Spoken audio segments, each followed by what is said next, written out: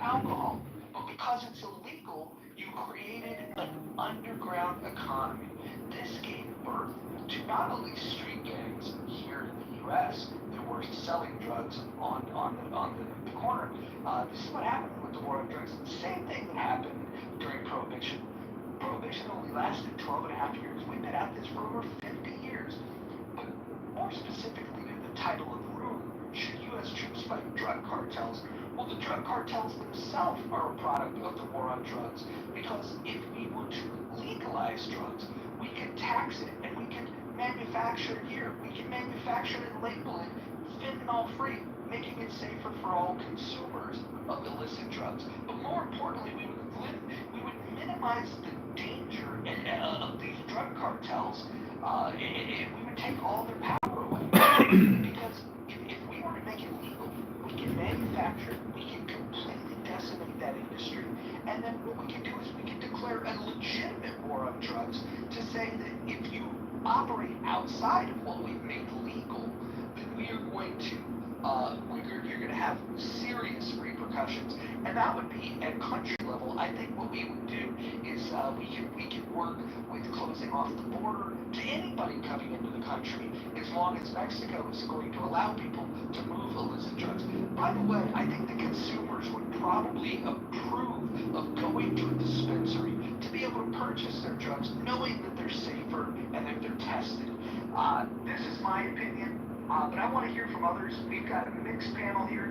What we're going to do here, a little bit different, is when you speak, I'm not going to move you down to the audience, because if you speak, somebody might have a response for you. And then to that response, you may want to respond back to them. The right of reply, I think, is very important.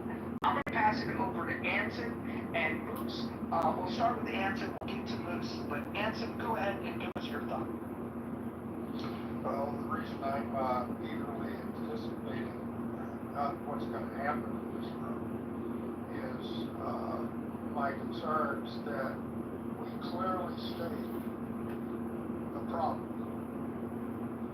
and that is the topic. What is the problem? And then we can, if we agree on the problem but disagree on solutions, that is a legitimate debate, properly and calmly and rationally held. If we don't agree on the problem, then arguing about the solution isn't going to get us anywhere. So, Mojo, I think, stated the problem. Are the importation of illegal drugs in the United States a problem? And I think all of us would agree that that is a problem. Okay. How best should we combat that illegal introduction of drugs into America? That's a broad topic. This one has picked specifically, should the troops, U.S. troops, fight the drug cartels to mitigate the importation of drugs. So, to stay on topic, I would first suggest, and I will offer my opinion very briefly. No. United States military troops should never be involved in the law enforcement activities, God forbid, inside the United States, but even exterior to the United States. American troops are not trained as law enforcement agencies, and the use of them to enforce the laws is wrong-headed and should never even be considered. So I oppose the idea of U.S. troops fighting the cartels, but I would put a caveat to that. If they come into the country, cross the borders, and law enforcement is unable to thwart that action, then military action by the troops to enforce the sanctity of our borders might well be considered. Well said. Well said. Moose, go ahead. Let's get your thoughts on the cable. I agree. I'll keep it brief. I know we have other speakers here. So I agree with Hanson. I don't think military, I don't think that was under the purpose of military to enforce laws. They're what essentially make us literally a military state. And where we draw the line is even a bigger problem, right? If we're we'll start okay, yeah, let's war on drugs, right? Like you stated earlier, with Nixon.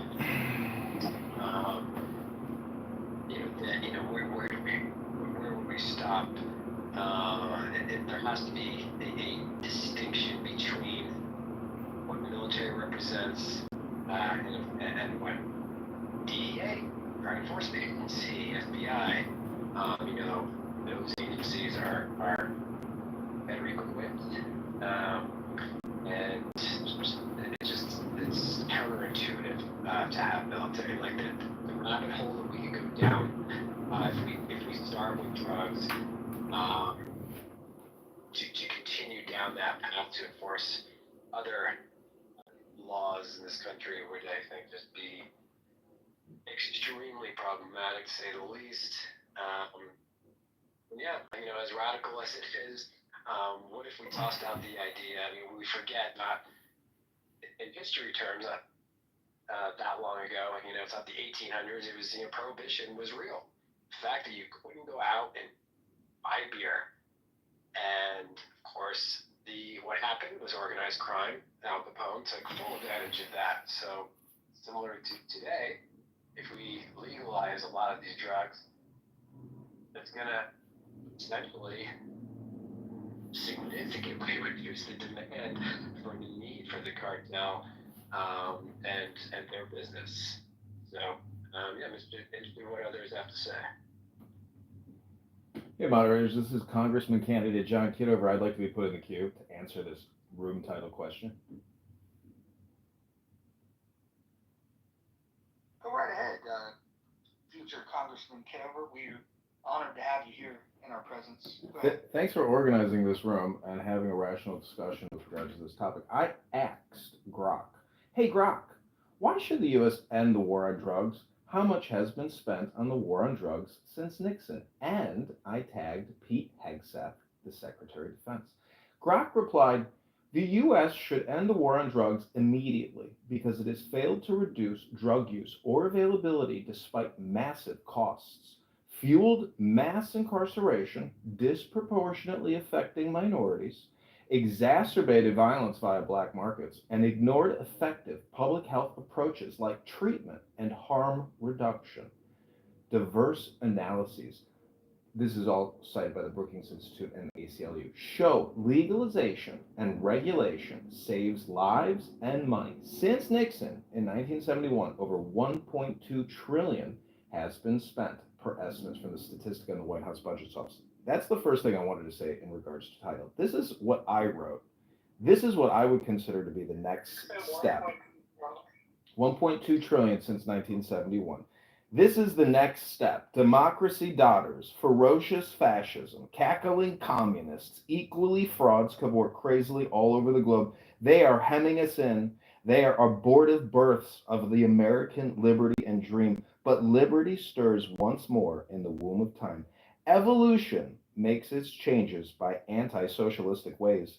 The abnormal man here on Clown House, who foresees the trend of the times and adapts circumstance intelligently, is laughed at, persecuted, censored, put in the goo, often destroyed by the herd. But he and his heirs, when the crisis comes, are survivors. Above us today hangs a danger never yet paralleled in history. We suppress the individual in more and more ways. We think in terms of the herd. War no longer kills soldiers, it kills all indiscriminately. Every new measure of the most democratic and autocratic governments is communistic in essence. It is always restriction. We are all treated as imbecile children.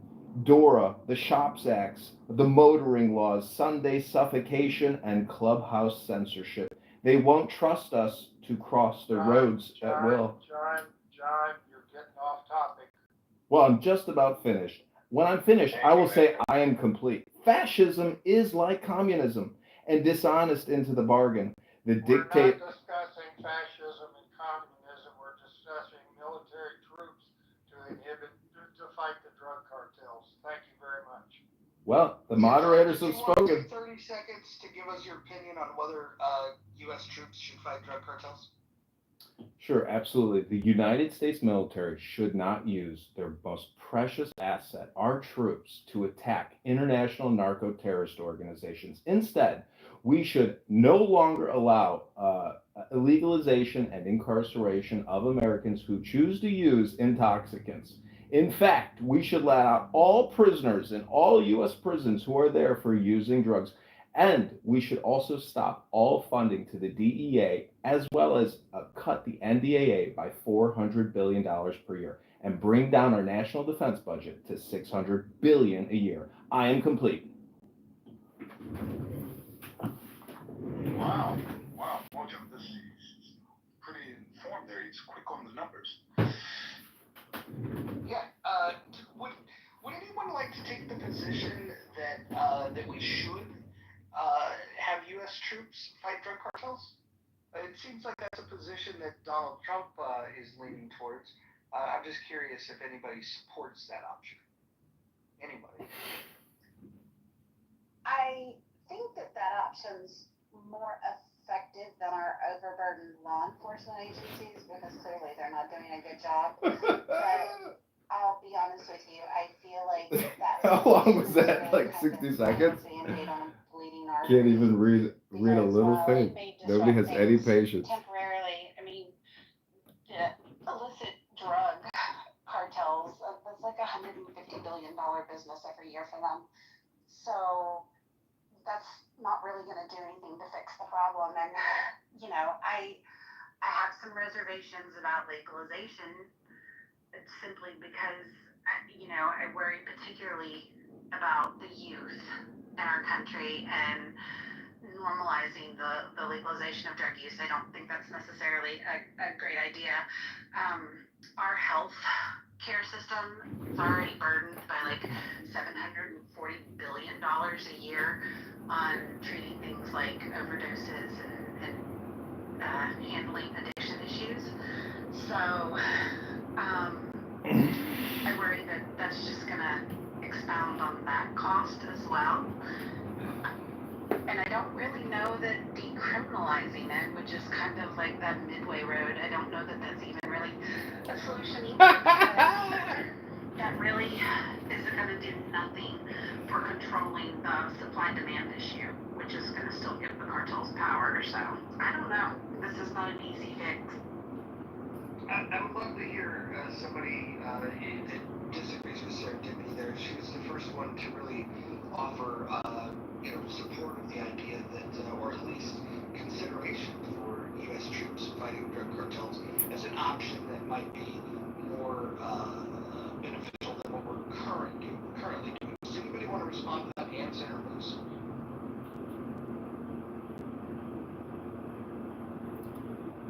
I want to reject your question based on what Serendipity said. If everybody in here agrees we should use the troops to fight the cartels, but she said that law enforcement is not doing a very good job in fighting. First of all, again, we got to be careful. Are we trying to stop the importation of drugs across our borders? Yes or no? Of course we are. Law enforcement is trying. But the other problem is once the drugs are here, how do we enforce the current laws?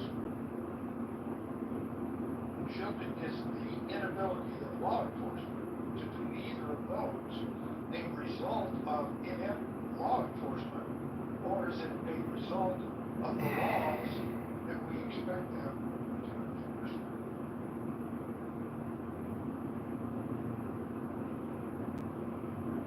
It's an interesting thought. Adams, you were supporting what you heard Serendipity say. Did you want to maybe build on that and perhaps respond to what Hanson said? Give me a second. Sorry, I'm in the store. There's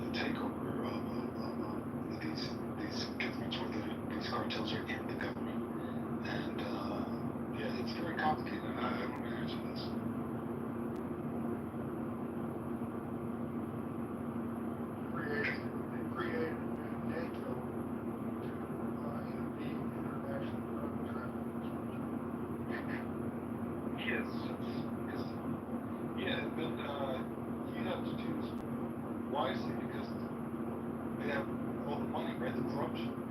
Corruption is, people being bribed and paid off to, go against, this type of a mission like this. But again, I think it has to be a global thing. Yeah. Do you think we should talk about the role that China plays in the fentanyl getting to Mexico before the fentanyl makes it into the drugs that come across the border that Americans are addicted to? Maybe we should talk about the role that China plays and what we can do about that, and maybe even talk about is this China's retaliation for what we did bringing opium to them?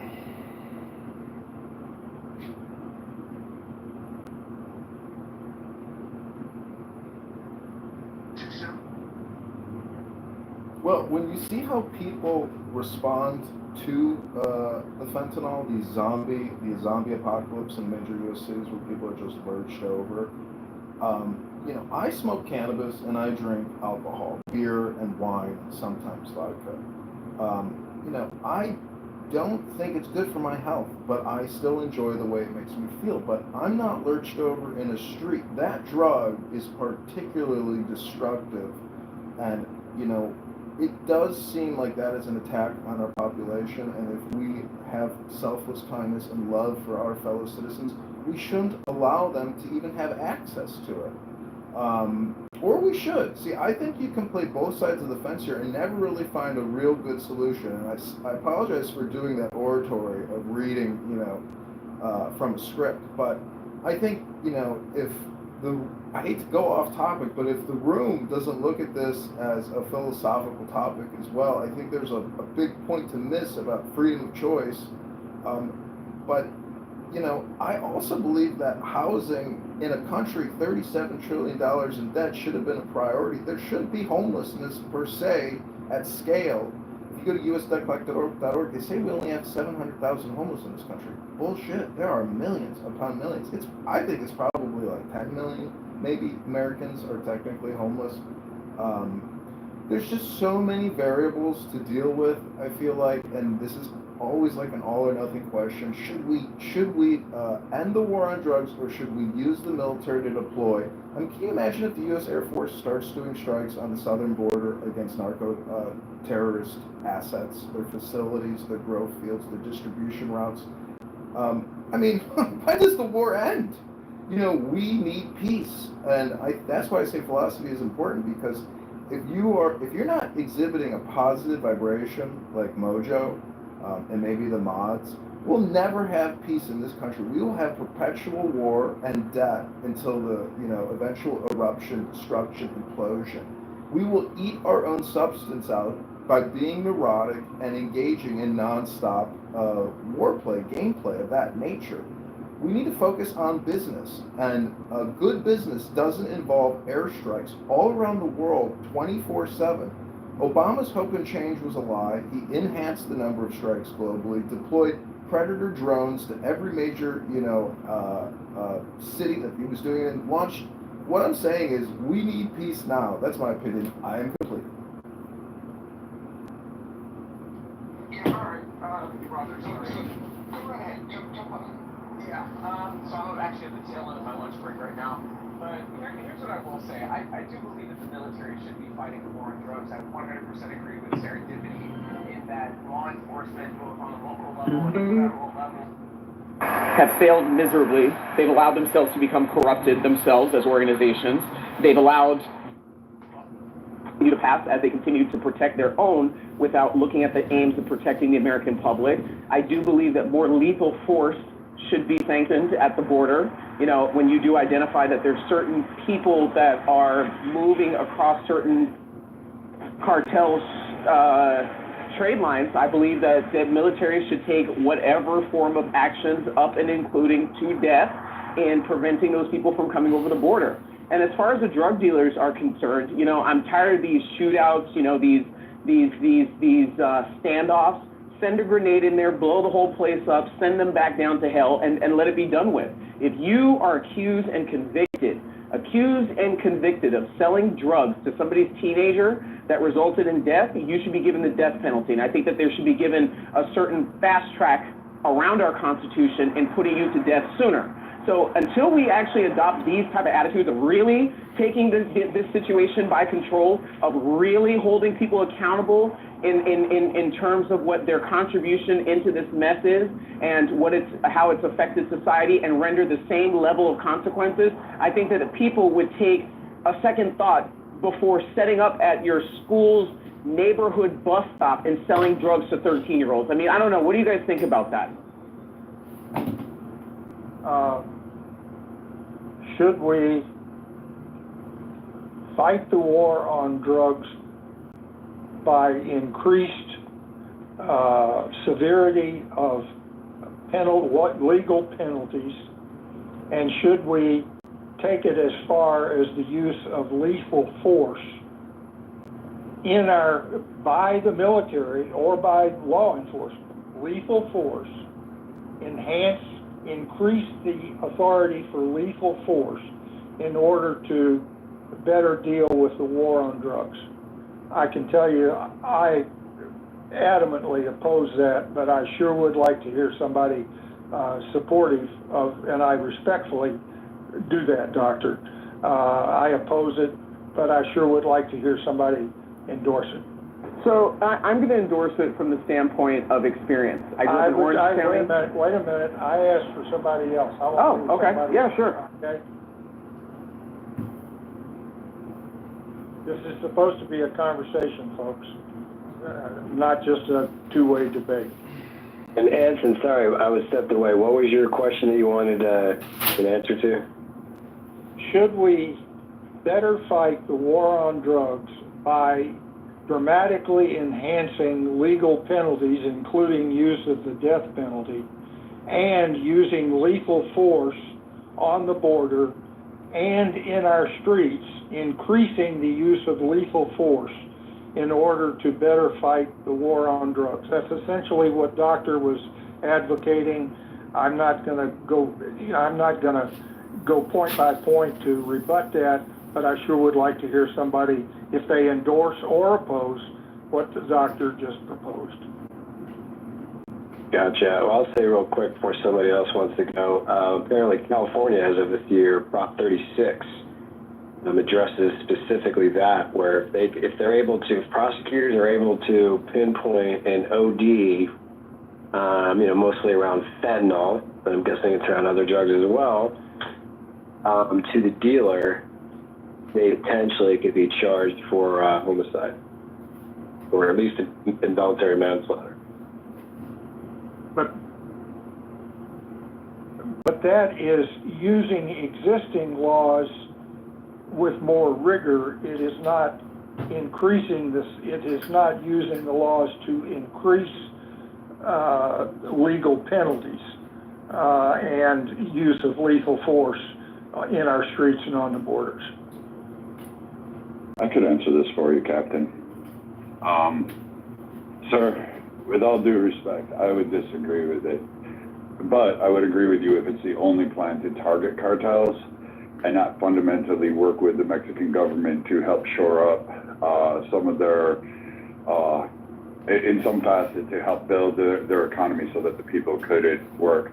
But sir, with all due respect, these cartels traffic, kidnap, ransom, torture. They take wholesale groups of people, and I don't know, sir. Like, if I have received that order, I have no problem sending them to go meet Davy Jones, and I would do it gladly over and over again, just because of the level of violence and human degradation that they bring onto the world. I don't know if it would fix America without other internal policies. I'll leave that for the people that are smarter than me. But as somebody, I would say, let me at them, sir, and I promise you they won't cross a single line. Would you use that same, if you were ordered to go into the streets of America to do what you just suggested we do, as opposed to going across, or were you restricting your comments to moving across the border to engage with the cartels in their own territory in Mexico? I would never want someone like me deployed on the streets of America. Americans don't want me on the streets of America trying to go target people. I'd leave that up for the domestic forces. You would want us, or and particularly you, guys like you, to target outside of that. That's our role. That's our area. Like internally, that's up to the people here. You have to decide what kind of stances and policies you want domestically. But should we bring in people that are, should we allow these people to prey upon our citizens, rape them, kill them, murder them, torture them, and put them in? I just, it kind of irks me on that. I say let us go and draw the line at our borders and let the domestic policies take out. Yeah, so I want to jump into this real quick. So we have models that look much different than the U.S. model. If you look at, for example, Portugal, where they legalized drugs, but they also destigmatized it and opened up a lot of rehab facilities to make sure that they could help people that suffer from addiction. This was the Portugal approach, which was very libertarian in their desire to allow people to do what they want to do, but offer them the help that they might need. If you compare that to a zero tolerance policy, such as Singapore, where they have harsh penalties, small amounts of drugs will result in many years in prison and even being caned. They also have random drug testing for the individuals, as well as compulsory rehabilitation. If you are caught utilizing drugs for the first time, they will put you in rehab and even offer long-term supervision after you're released. They also have strict border and customs enforcement to prevent it coming in at the border, something that we don't care what comes in this border. And I won't get too political, but it seems like we turn a blind eye to everything that is at our border, whether it's drugs, whether it's people, it doesn't seem to matter. And so I guess I would just throw this out there that when looking at these approaches, Singapore's got the zero tolerance. They didn't have to go and send their troops into other countries. They were just able to take very drastic measures within their borders, which has resulted in probably the lowest drug use that you'll see of any country on planet Earth.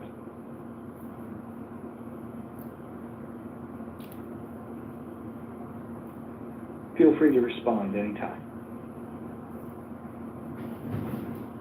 I don't know if those models would actually work with the Mexican cartels or the Canadian cartels, for the few that are doing their stuff up north. I don't know if that model would actually work over here with the stranglehold and the weaponry that the cartels have. I mean, let's not forget, the cartels actually have a significant stake in agricultural products. So they're shipping them over mixed with their drugs, but of course they're sending over agricultural products. I think we could lock down the border. I think we could do a better job in the Gulf. And I think domestically you could say, hey, we're gonna remove some of these scheduled drugs, and you're gonna do you. It hasn't looked so great in Oregon, Portland particularly. I do know Portugal is suffering some problems. It hasn't gone quite as smoothly as people like to elaborate. So I don't know what the correct answer is, but I don't think people should be in prison because whatever they want to do to their body, they should be free. But I also don't think we should have the Mexican cartels hooking people on and then killing them with fentanyl or other drugs, as well as trafficking kids and arms and weapons and money. Like all of that combined, I feel these cartels prey not only on the Mexican citizens, but also on United States citizens. And I think we can do a better cooperation with Mexico and even the Central American countries at large. I've got a quick question for you, Brad. If Mexico and Canada take strong exception to you and me as military members going across their borders to fight the cartels, how do you deal with that? And second, I would observe that this whole discussion has been centered about how we can reduce the supply side of the equation. I have yet to hear, other than legalization, even that doesn't do it. how do you address the demand side? So I'm not a psychologist or a doctor on this. Sir, you and I both know the sea lanes and the seas well enough to know that how they're getting them across. I mean, I literally am looking at a map on my wall that has my old routes on it, and from the interventions and the targets that we had. I mean, we know what they're doing. We know how they're doing it. We know what types of crafts they're using. It's not hard to just go ahead and do it. And if the countries don't want us there, we can do simply what we did to North Korea. We can just contain them and corral them into a port. We can lock down the land barrier that's ours, and they can just make all the cocaine they want to. It's just not going to be sold anymore. And we can definitely achieve that. I mean, some of it will get smuggled, but we could achieve it. As far as domestically getting people off drugs, I don't know. America's weird. It's not like other nations. We're never happy with just what we have. It has to be bigger, better, faster, stronger, or more potent. I mean, we went from peace, love, dope, and marijuana in the 60s to now, like, I mean, the 80s was like full-blown coke, and now we're talking about fentanyl. And it seems every 10 years, 20 years, it seems like something bigger, better has to come along for Americans. We're just never happy with just a simple joint. Even marijuana is not marijuana from the 60s. Today, that shit is, good luck with that. You're not going to find that. I've never heard people talk about THC levels and how excited they are to walk around like a zombie. Just from inhaling or taking in THC. So, I mean, I don't know how to treat the domestic side. I really don't know. Maybe make it legal, but making beer legal didn't cure alcoholism. So I don't think making drugs is going to solve that problem.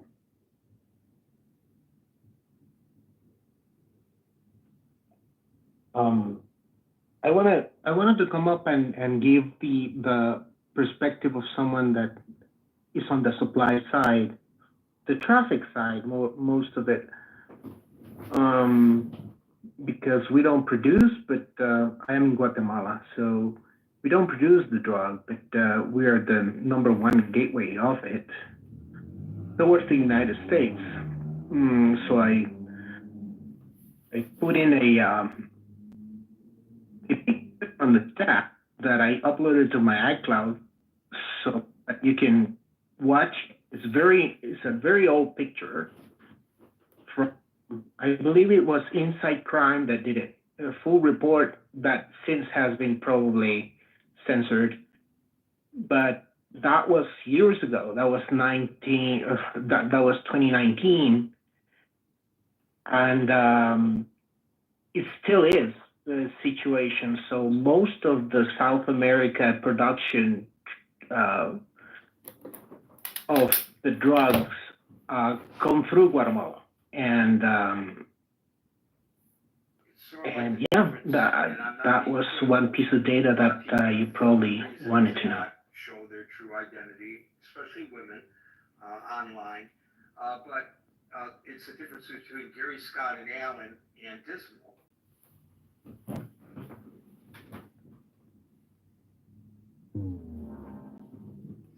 That's interesting. Could you help us understand the importance of Guatemala? Like the map shows, obviously, if accurate, some pattern here, but what is the strategic advantage?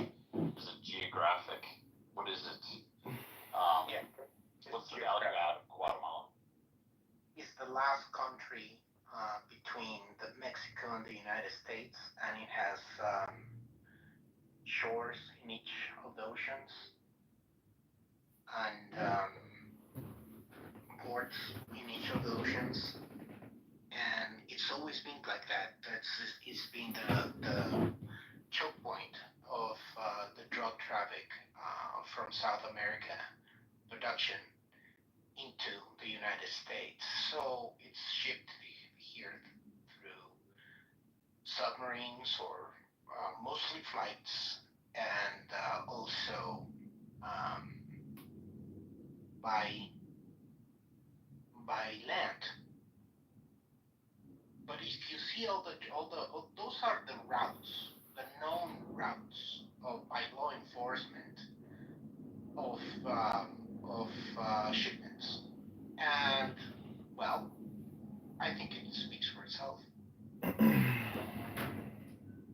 Hey, this is Congressman candidate John. I'd like to interject some new information into this conversation.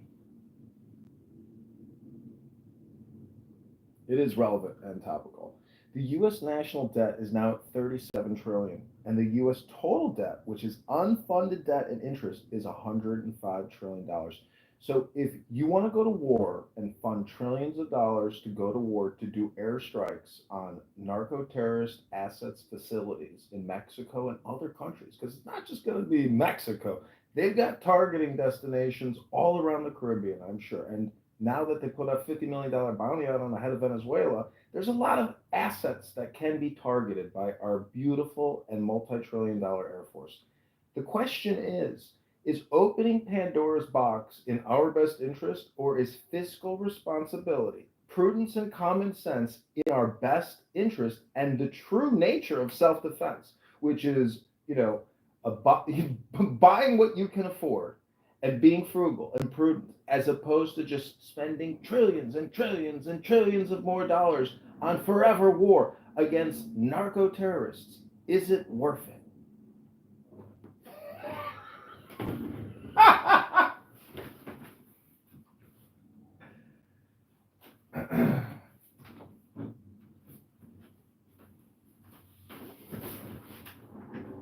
I forgot to say I am complete.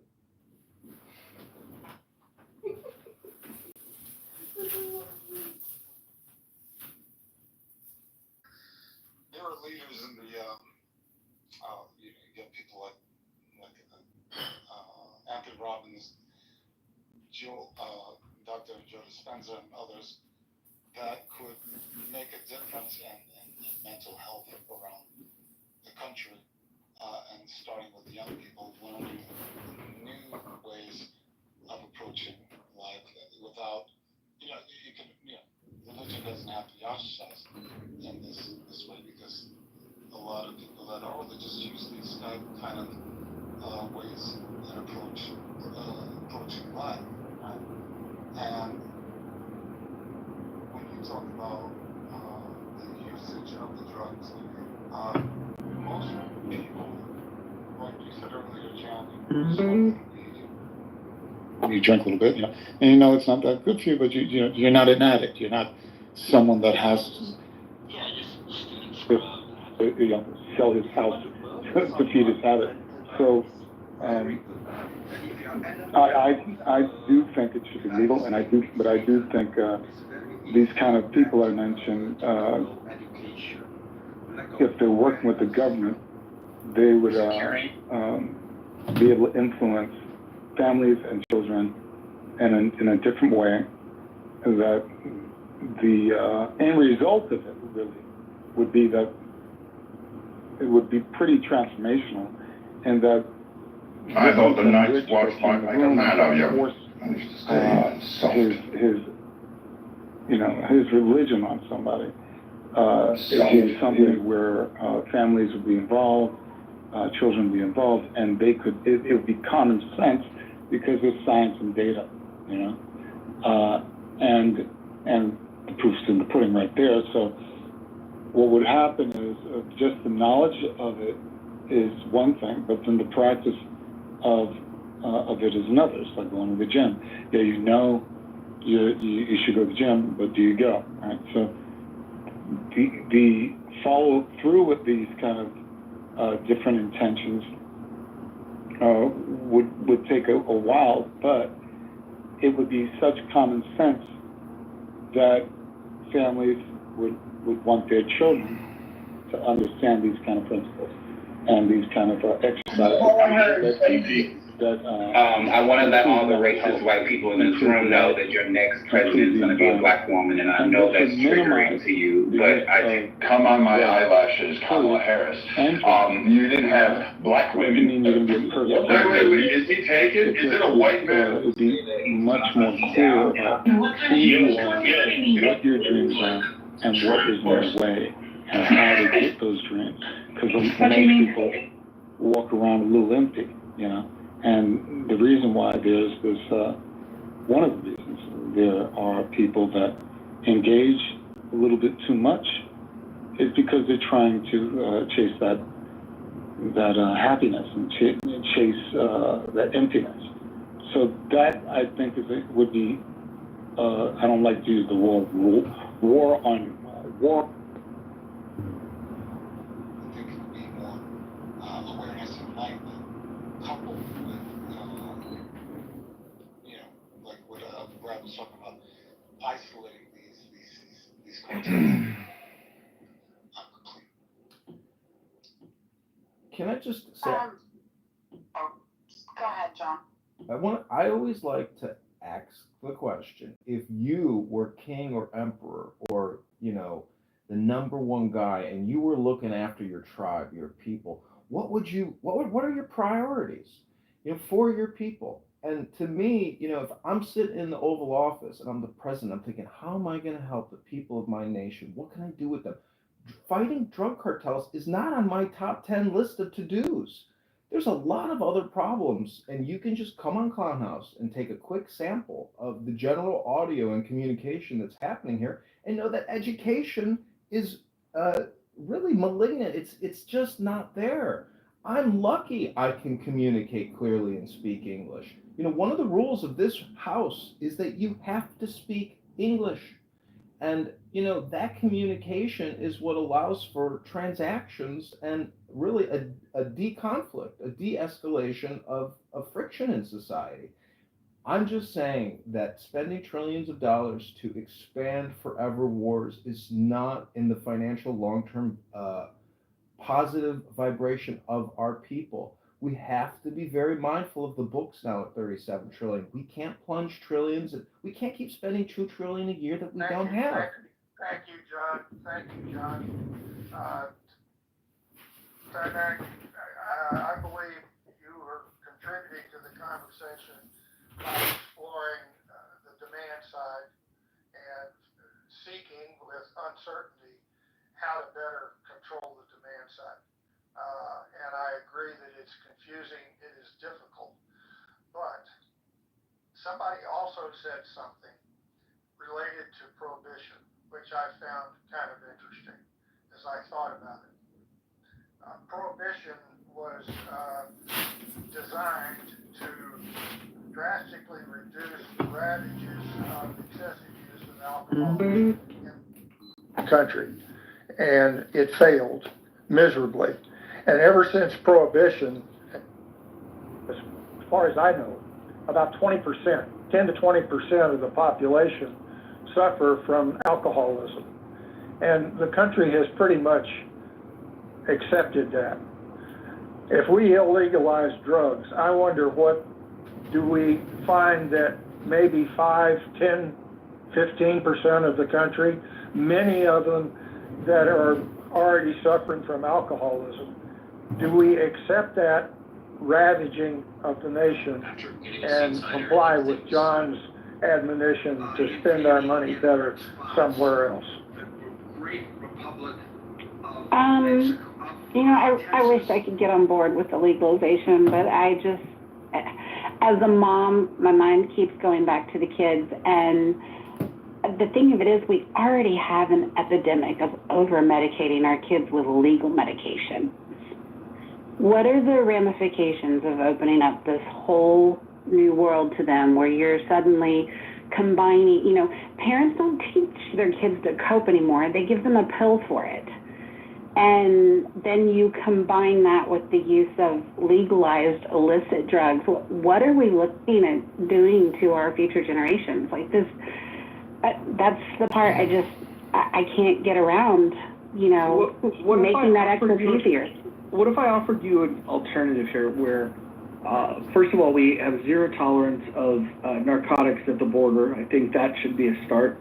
And the legalization piece, I think, hear me out, could be worked into the private sector, where we make sure that the drugs are fentanyl free.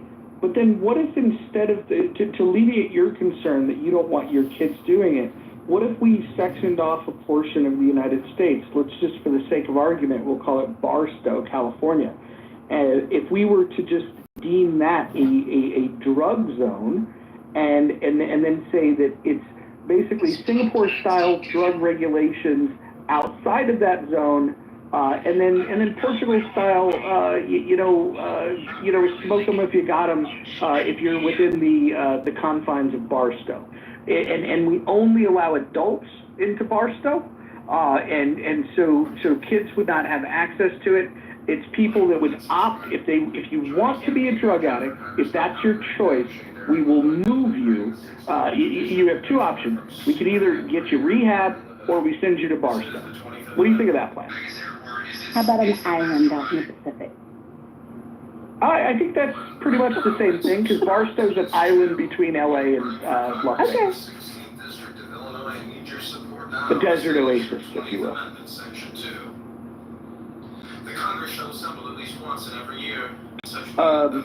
Adams, do you like that idea? That we legalize it in Barstow? Adams is busy. Okay, he does not like that idea. So Adams seems to be more in line with the policies of like Singapore, like the zero tolerance thing. I think it was good though. And Moose, I'd love to hear your thoughts on this. We have people that are across the political spectrum, maybe not equal representation, but it sounds like there's a couple of people that want to open up the possibility of using U.S. troops, but across the political spectrum, we're getting a larger agreement that using troops is the wrong thing. Do you think that's interesting that we're finding consensus across the political spectrum, Moose? Yeah, I guess I was surprised that there wouldn't be more folks that were pro-military, intervention in the Nixon's infamous, war on drugs. I also find it interesting though too. Actually, I'm glad that Serendipity brought up that point about legalized drugs and how schools and psychiatrists and parents are just quick to give the pill, or really addressing the issue with the child or adults. No one's really mentioned the opioid crisis that the country went through. And all the legalized drugs that doctors were writing scripts for left and right. And where was the accountability? What was it? The Purdue farmer, the Sackler family? They paid a couple of billion. All that money prescribing opiates? Yeah, and I think it was a slap in the wrist. I mean, a couple of billion for them is like, a cup of coffee for most people in this room. So it's like, so essentially now, doctors have gone to the extreme, or essentially, pardon my hyperbole, but if you don't walk into the ER with a gunshot wound, people like trying to get a painkiller, because now they're overcorrecting because of the opioid crisis. It's like, you're not going to, I'm not going to be the doctor that, going to be responsible for hooking people up. And so that's sad, because now there are plenty of people that do live with chronic pain, have legitimate issues that are not drug addicts, that it's quality of life. And so what do we do as a society is overcorrect to the point of where those folks who really need it have a much bigger, it's just far more difficult for them to get it, versus when they were keeping it out like M&Ms and popcorn. But for some reason, there wasn't really a lot of critique or scrutiny around the folks who were abusing the opioid crisis, because it was illegal. It wasn't, apparently coming over the borders. So again, hospitals use fentanyl the regular. Obviously, they're not using it to the doses that the zombies use it in these cities that are using it, of course. You hear about fentanyl appearing in marijuana. So it's, what is, if you're going to address the war on drugs, where is there's been some talk about rehab. I think, Mojo, you were talking about, I think it was in Portugal, went with the libertarian approach of, more mercy. the drugs aren't the problem, the addiction is the problem. Well, I think that is usually one of the main divides between the left and the right versus no, you're using a legal drug. Typically the agenda point on the right and the left is like, no, they just need help, they just have an addiction, and there has to be something in the middle that says... Moose, have you been to an open-air drug market in a major U.S. city and seen what it looks like?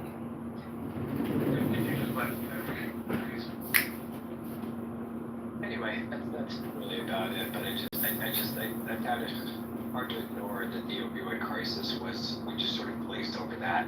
And many Americans, young and old, lost their lives to addiction, or their homes, families. But again, they were legal, so it wasn't really that big.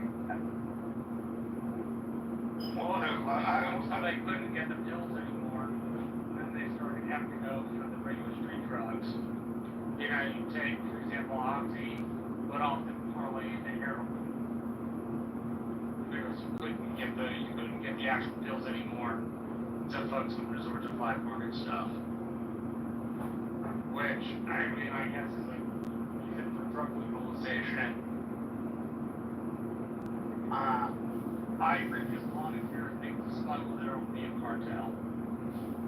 Before it was guns, drugs, and people, it was cattle. Before it was cattle, it was cotton confederacy. Before alcohol, then cotton, then cattle. Point being, as long as there's been a border, there's been smuggling. So there will be some sort of smuggling organization that exists along the border between the United States and Mexico, no matter what we do. The question is, how large is it? What effect does it have? There will always be some organization that does that work. I want to provide Mojo just provided a brief summary. I want to provide my own, if I may. First, I want to really thank Mojo for starting this room. This is the first time. And I echo what Moose said in two areas. That we have reached a substantial agreement across political lines. 85% think we should carefully and prudently legalize drugs. And at least that percentage, though we didn't have a vote, suggests that the use are opposed to the use of military forces. To fight specifically the cartels, but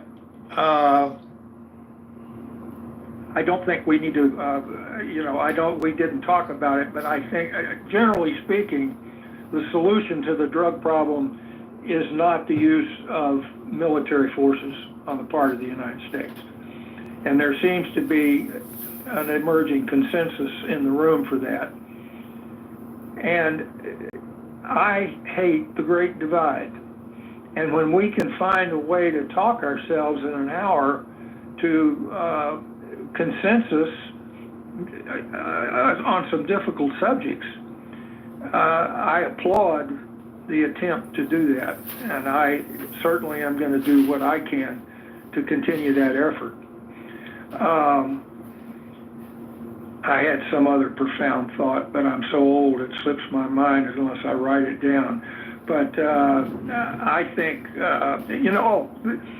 this discussion has added to other questions for another room. Specifically, if we want to talk about drugs again, which we may or may not do. But we could now break it down based upon what I've heard in this room and have a room to say, how can we better improve the supply side, i.e. the prevention of the introduction of drugs into American society? What are the solutions to doing whatever we have to do on the supply side? And then have another room on the same topic of how can we better address the demand side.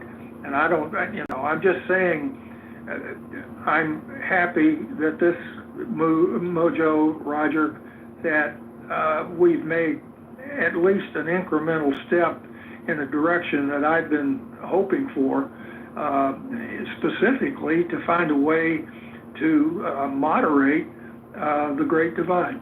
And I appreciate your efforts in doing it, and I'll continue to support it. No, I appreciate it. Appreciate you, Anson. I think this has been a good room, and we'll keep it going for another 30 minutes, and then I've got to do some things. So I want to make sure that anyone that wants to contribute gets an opportunity to do that now. Anyone that hasn't had a chance to speak, or if you've spoken before and you want to add some thoughts, please jump in. I would like to add that I think you're at the brink of understanding the whole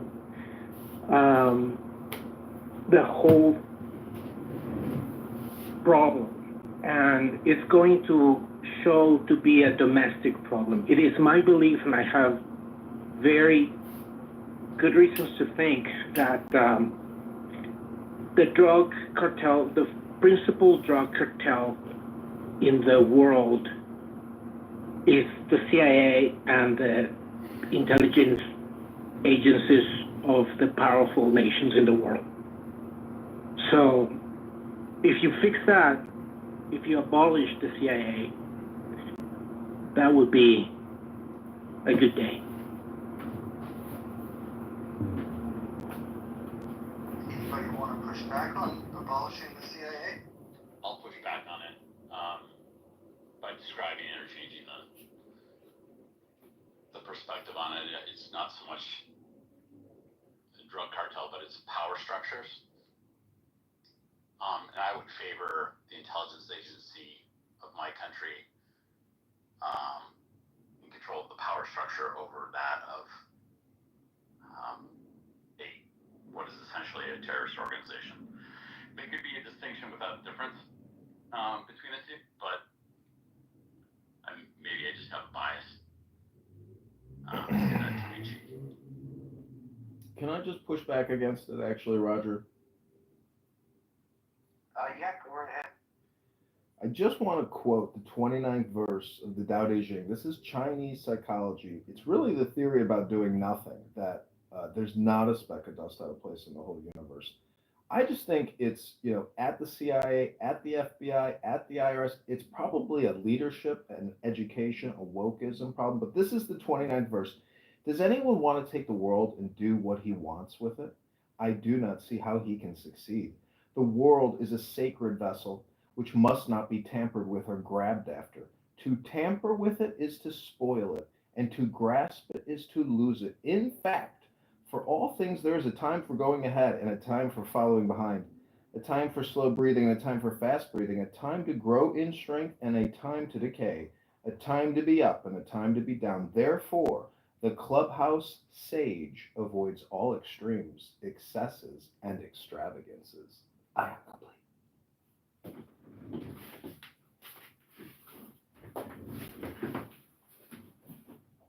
You know what I appreciated about this room most is in the beginning with Anson clarifying that we need to agree that there is a problem. If we agree there is a problem, then we can start to define better what the problem is specifically, and then we can get into solutions. And I think people have done a good job of illustrating that not only is there a supply side problem, there's a demand side problem, and I appreciate that nuance. There's also other approaches, alternatives to sending U.S. troops to fight drug cartels. I would just like to submit, though, that when I talk about favoring legalization of drugs, it's not because I think people ought to use them. It's that when I look at the results of what happened in Portugal, the long-term use actually decreased. And I don't think that's something we should ignore. I think we should actually try to better understand how is it that you made it legal, more easily accessible, and yet long-term use was reduced. I think we should better try to understand that. The other thing that I want to be careful of is I don't believe that reducing the amount of people that use drugs is even really the goal that I have in mind. If somebody wants to use drugs, like, for example, if Keith Richards of the Rolling Stones decides that he wants to be in his hotel room and use illicit drugs, I don't really care about that. That's a personal choice that he can make. The problem that I have is the violence that's associated with obtaining the drugs. Because when you drive something into the underground, if you can't go to the police and if you can't utilize the courts, you're going to utilize a different system of justice. And this is why if you're selling crack cocaine on a rival street corner in the city of Baltimore, or you can pick whatever big city you like, this is where you have violence. And if you look at the gun violence in this country that people rail about when we talk about they want to restrict your access to guns or gun ownership rules, they forget that when you eliminate suicide and when you eliminate justifiable homicide, of the homicide rates, the majority of that is contained to about 6 city blocks in about 10 U.S. cities. That's the overwhelming majority. And so, and then if you ask yourself, well, what's causing the violence? It's not necessarily using the drugs, it's the business of selling drugs. So I think there's more to explore here, and I appreciate people not wanting their children to have access to these drugs. But just because something is bad for you doesn't necessarily mean that the right solution is to make it illegal. I would compare this in many ways to those that are trying to restrict sugar intake, for example. I'm opposed to that as well. I think that we should have the same laws for cocaine, for heroin, that we do for selling onions. Mojo, with the Portugal experiment, did they really legalize all drugs across the board? At what levels? How far did they go? So they rolled it out over time, but before they did that, they offered a ton. This is something that conservatives and myself probably have to struggle with, and this is why it failed in Portland. Is before they legalized it, they made sure that they had all of the courts aligned to be able to, instead of punish somebody and sentence them to a jail, to be able to give them the alternative to go rehab themselves. So if somebody found themselves in a courtroom over, or maybe they were in jail previously on drug charges, they got resentenced to go to rehab. And then what they did when they legalized it is they made these centers optional for you to check into.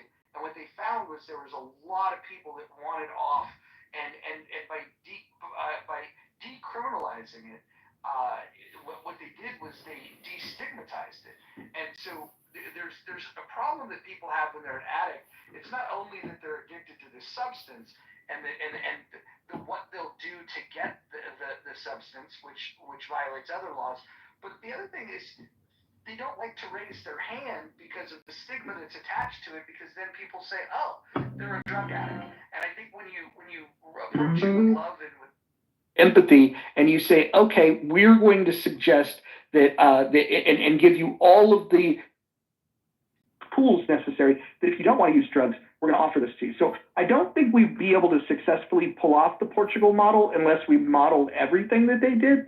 And that started with making sure that they had adequate rehab and all of the other tools to handhold people to make sure that if their choice was to avoid drugs, that they had those tools at their disposal. I would comment on one part of that, Mojo, giving the choice of incarceration or rehab. Rehab, in my view, is a joke in this nation. And we have made very little progress in figuring out how to rehab addiction. The best rehab that I think we found is, quite frankly, AA, and that percentage rate is pretty damn low. But you go to any AA room, and if there's 20 people in the room, there's going to be 2, 3, maybe 5 that are going to have their sheet signed by the moderator, by the guy that runs the room, so that they can prove to the judge that they're continuing to go to AA. If we want to make inroads into the demand side, I suggest that the mental health community needs to get its act together and develop a warp speed COVID-like program to rehab people, which is a combination of psychology, medication, and medication. Just relying on the spiritual approach in AA is, as we've been doing for the last 80 plus years, is not going to get the percentages anywhere of success anywhere farther up the scale than we are right now. So I would suggest a major effort on the part of the mental health community to figure out how to better rehab addiction is a crying need in the country. Well, I don't know if you're familiar with the studies that they do on mice, but what they found was that if you offer cocaine to mice, the ones that will go and utilize it are the ones that are not socialized with the other mice. Now, we don't know for sure if this plays out the same way with human beings, but it stands for reason that if you're isolated, if you're alone, if you don't have a social connection with people that are living law-abiding, traditional values in their life, I would imagine that if we could identify people that are isolated and make genuine attempts to end that isolation, that would be the best effort that we can make that would help people to resist the temptation of drugs. Because that study is very fascinating. That the thing that leads to the biggest predictor of which mice are going to use it are the ones that have already isolated themselves from the other mice. It is kind of fascinating. Although I would imagine it's case specific though. I can see that working for fentanyl. Fentanyl users, I've never done it, but my understanding is you're not you're not looking to be loquacious and be socialized. You're essentially looking to nod out, nod off. But the other drugs that were very conducive to partying in the rave scene and Molly and cooking the 80s, the stockbrokers doing coke at lunch and Molly to go to raves and ecstasy and all that. I think it would be case specific. Similarly, I think marijuana is unique in that way because I think there's a lot of stoners that are very antisocial, and they just zone out at home doing their thing, playing video games, whatever it is. But some people read books. I'm just saying that people use drugs for performance enhancement, experience enhancement, and Big Pharma pumped trillions of dollars worth of experimental mRNA vaccines into our bodies. And I think that a room that has an all or nothing title is generally clickbait. And I'm just saying that if you were to do a full assessment and expand your scope, you would see that this small little room title, which deals with a very specific, operation, because it could be global. It doesn't just have to be Mexico. Couldn't it be, the heroin distributors from Afghanistan or Italy? Like, where does the war end on fighting international narcotic smugglers and terrorists?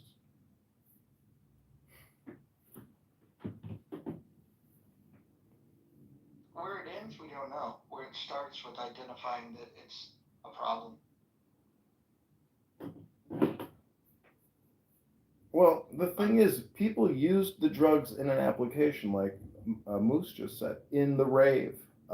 In the 80s, it was the blow, it was the discotheque. I mean, if anybody here doesn't understand the moral dilemma with vice and police activities or monopolies of drug distribution, people, you have to think about human behavior, human science. People want that dopamine. Clown House is a safe, medical device technology app to get your speakers dopamine. But people that go out on a Friday and Saturday night, a lot of those people use even more chemicals to enhance their experience. I think it's a waste of the chemical. I'm just saying I like the book club. But you're also not considering, and maybe you have, it's not just, as you know, John, the ravers and the partiers. We have a number of drug users who turn to drugs to cope due to trauma, depression, insecurities, but primarily due to trauma. So as long as you have people using drugs to cope, to mask their pain from trauma, childhood abuse, et cetera, it's going to be very hard to crack down on this war of drugs. Part of the war. People who need the drug, people who don't want mental health help, who don't want rehab, who go through rehab and fail because they're in a lot of pain.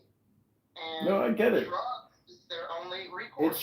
It's a short-term solution to a long-term problem. What I'm saying is if you're going to use a drug, you might as well enhance your long-term outcome by using the drug responsibly. And in my opinion, a lot of people who use Adderall, many people use it, in college to study. That may not be that bad of an application of that drug to actually increase your intelligence. However, there's downsides to using Adderall. So it eats you away. It's methamphetamine. So there's an upside and a downside. It's a question is what's your ROI on using that chemical in your body? Are you wasting it picking your toes in Poughkeepsie and playing, Clown House or PlayStation or reading comic books? I don't know.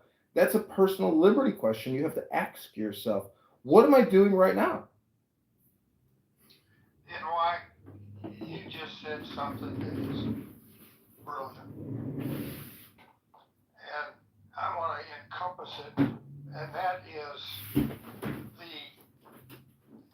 real issue with addiction is the use of drugs to cope.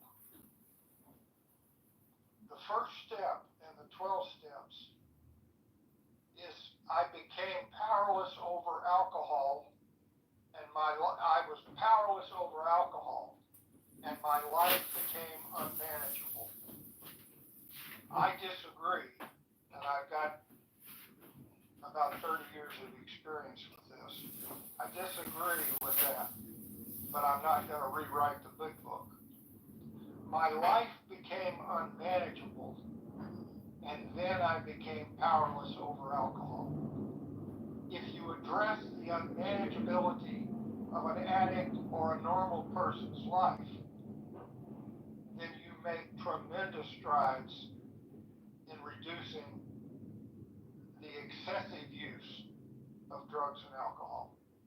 And I think you hit the nail on the head, NY, and I really appreciate that input. Thank you, sir. I've dealt with it in my family. I've had family members who were addicts. And one particular family member who was very, very close to me, I spent a year helping them kick the habit. And they have been clean and sober for about 3 years now. I dare say it's one of my greatest accomplishments in life because I didn't think it was possible. And so I get it. And I know this person turned to drugs and alcohol to cope with a lot of grief, and trauma. And sometimes the mental health is not enough. The threat of death is not enough, to get them to get clean and sober. Incarceration is not enough. Sometimes tough love and patience win. So I just wanted to add that because John was mentioning the party element, and I didn't know if the mental health element had been discussed yet. Yeah, as someone that had a drinking problem, I realized that undergirding that was a thinking problem. There were choices that I was making that led to me not being where I wanted to be at that time in my life, and by turning to alcohol, I didn't need to think about those things. I didn't need to think about, maybe, not achieving the level of income or success at that point in time in my life. That all came later. But the alcohol, some of it was fun. Some of it was like, hey, let's just go out and have a good time. But the reality was, I was avoiding dealing with other issues that were. I was more comfortable with spending my like a ridiculous amount of money on alcohol, and spending all of my evenings overindulging, and then spending the next day recovering, because that was less of a problem to me than dealing with the fact of the real issues in life. Like, why did I underachieve here? Why did I fail there? Why am I not as competitive in the workplace? And then once I gave it some thought, the very thing that caused me to stop drinking alcohol was the thing that caused me to open up all kinds of avenues in my life, improving relationships with friends and family, financial success, all of those things. And so it's a thinking problem. And so I would say that where you find addiction, you've got something that precedes that led to the addiction, that made the addiction tolerable. And by the way, nobody starts out saying, hey, I want to be an alcoholic. You start out with like, I've had a bad day, I'm going to have some drinks. And then all of a sudden you have a pretty good evening. Now your next day is going to suck, but that just leads to more drinking, because we've figured out a way to solve that problem. Then when you're having a good day, well, now you want to celebrate. And so then everything that happens becomes a reason to drink. And I don't have an addiction to other substances, so I don't want to speak on those things. All I can say is that as somebody that struggled with alcohol abuse, I would not want them to ban alcohol. I would just hope that people could be more thoughtful of like, why am I turning to this substance? And my life has improved dramatically since I stopped drinking. And so, open invitation, if anybody struggles with alcohol and they need somebody to talk to, you can back channel me. I'm happy to have that conversation. I would like to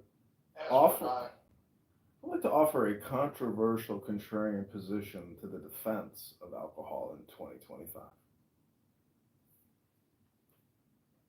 Go right ahead. So I think anything in excess is, dangerous. And there's a lot of people that work for alcohol distribution companies that live in Chicago. And there's a lot of bars and a lot of restaurants that sell an ice cold beer with a delicious slice of cheese pizza and pepperoni. And, that's part of society. I think, I told my mom the other day, I was like, Mom, why don't we just do a podcast and we'll call it Let's Complain About Everything and Be as Cheap as Possible? Because, like, to me, that's kind of a Protestant ethic. But the fact is that you can go to Walgreens right now and choose from 50 different cigarettes and buy any type of alcohol, liquor, wine, beer, and that shit is just as dangerous or as damaging as all the other drugs, really. I mean, some completely destroy your brain, but, in terms of enforcement, there is this double jeopardy with vice and police criminal activity and, gangs. But the fact that you can go to Walgreens and buy a publicly, approved of type of product, I'm just saying there's not a speck of dust out of place in the whole universe, but to send special forces overseas to conduct assassination, hits against narco terrorists is very dangerous. And if you're a parent and your son is in the Army or the Marines and you want them to go over there and start killing narco terrorists, well, there's probably a better strategy. And, if you play chess, you realize you don't sacrifice your soldiers in a futile attempt to control a drug marketplace.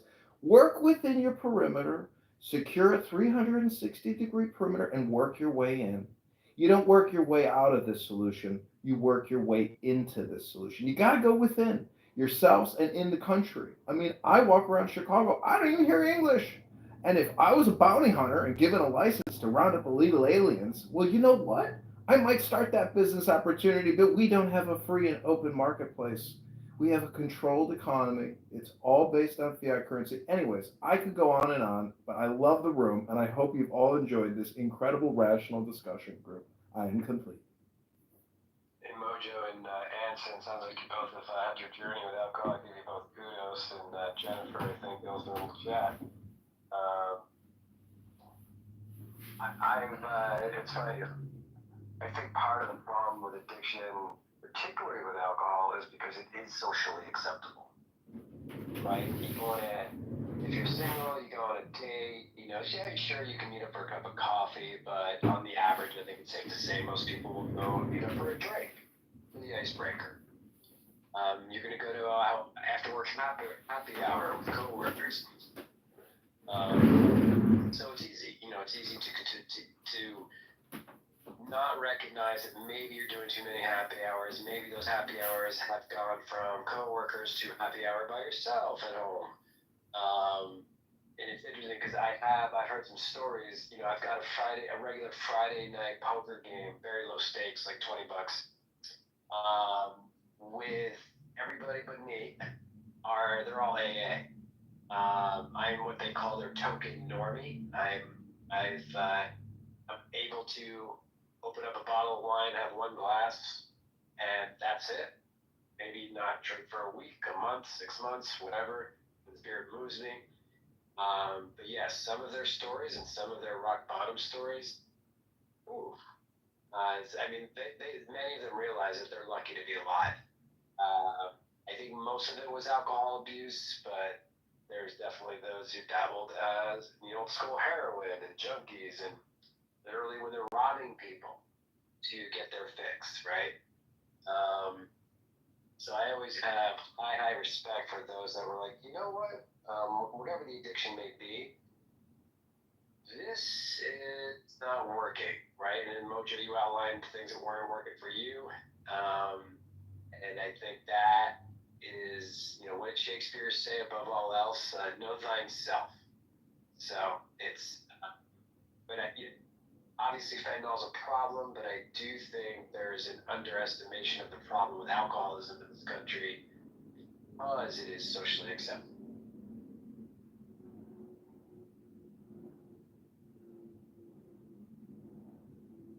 Yeah, the socially acceptable part is interesting because what I would do is go to these places that would be socially acceptable, and that would be my most moderate time of drinking because I knew that the people that are there,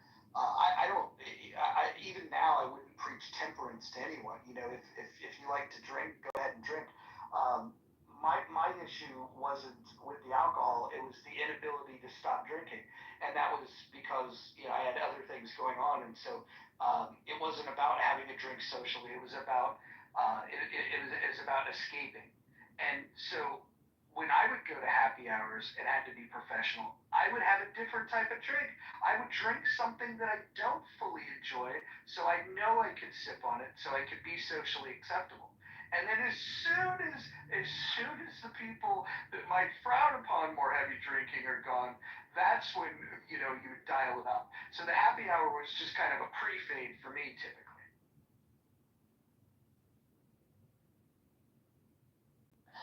And it's so common and so pervasive in society. That's not a unique story. Raj, it's that's the thing, right? And yeah. So, in response to the whole legalizing drugs versus what we went through with prohibition and alcohol now being legal, out of curiosity, I looked up the stats on alcohol addiction versus drug addiction, whereas alcohol being socially acceptable impacts, according to the WHO globally, 400 million adults, whereas drug addiction impacts between 60 and 70 million. So do you think that legalizing drugs would increase that stat? Well, again, you'd have to look at places that have taken this approach, and one such instance would be Portugal, where long-term drug use has declined. Would that happen here? Probably not. I think that we would fuck it up. We'd find a way. I think a more applicable study would be what happened in Portland, and we would probably screw it up because you can't just change the law, making it legal without doing the other things that Portugal did that allowed sobriety to be a choice that people opted for. And I think, in fact, what happened is when Portland legalized it, you just saw people from different parts of the country, and specifically different parts of the Pacific Northwest, move to Portland so they could feed their addiction. So I do think that you'd have to be careful in this approach, and I would love to see solutions that would lead to a decrease in use. Singapore's figured that out, but I don't think any of us would be too comfortable with the types of laws that Singapore has put in place. I don't think anybody here would want to subject themselves to random drug testing the way that Singapore does. And so we talk about how we want to solve this issue, but we'd be comfortable doing the things that other places have done that have led to a dramatic reduction, almost completely eradicating these types of issues. Can I ask a question? I said it before, but logically here, who thinks that a two-pronged approach attack to go exterior or interior? I think just going interior, to me, is the smarter, logical approach to the war on drugs. Who here thinks a multi-pronged attack, going internationally, engage in military and violent confrontations, possibly killing thousands of civilians in the process? Who here thinks that a multi-pronged approach is a better solution? Thank you. I am complete. I don't prefer a multi-pronged approach, but I'll go the other side and say external. So I think if you're in Washington and you're looking down the barrel and you're sticking your tax dollars in a cartridge and you're looking at targets, can I kill maybe 500 people who are involved in a terrorist industry? Just drugs being one of the products. Or can I get between the civilians within my country and the 6 feet around them and change their lives with the tax dollars? Which one can I provide more influence to? Can I get between my neighbor and their coping mechanism? Or can I interrupt temporarily, fully understand that, temporarily some of the trafficking operations, whether they be drugs or people or other things that are harmful and are a threat to our democracy? But do we live in a democracy, or is it a representative republic? And is it a Republican form of government? The latter. Doesn't the Constitution say we should have a Republican form of government? What does that mean in the Constitution? Here's the thing, though. I don't think that America will ever win this war on drugs, this so-called war on drugs, because there's always going to be a demand for supply. Even if you killed every cartel leader known currently, I believe there are new cartel leaders being, shape-shifted and molded and ready for tomorrow, right? I think drugs is profitable.